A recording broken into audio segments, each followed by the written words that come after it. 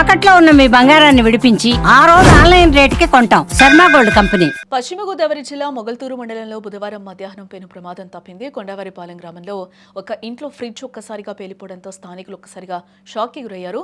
ఈ ఘటనతో ఆ ప్రాంతంలో ఒక్కసారిగా కలకలం రేగిందని చెప్పుకోవచ్చు. గ్రామానికి చెందిన బొడ్డుపల్లి రమేష్ బాబు ఇంట్లోనే ఈ ప్రమాదం చోటు చేసుకుంది.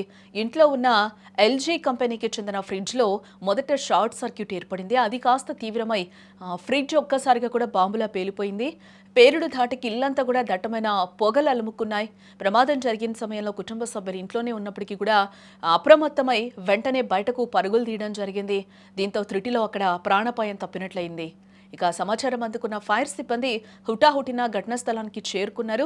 మంటలు ఇతర గదులకు వ్యాపించకుండా సకాలంలో అదుపు చేశారు. ఫ్రిడ్జ్ పూర్తిగా కాలిపోయి ముక్కలైంది.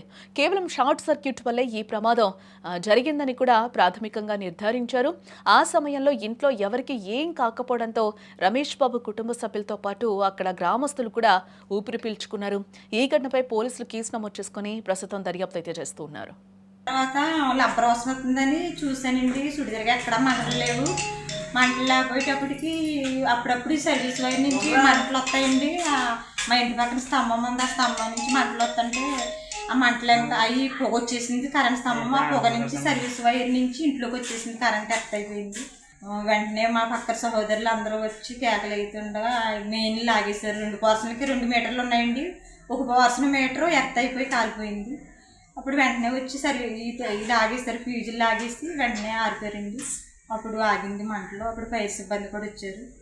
అందరూ వచ్చి చూసారండి. జరిగింది. టీవీ, ఫ్రిడ్జ్, మంచం అన్నీ కాలిపోయినాయండి. మనిషి ఒక ఆయన గొప్ప నేను లాక్కి వెళ్ళిపోయాను బయటికి.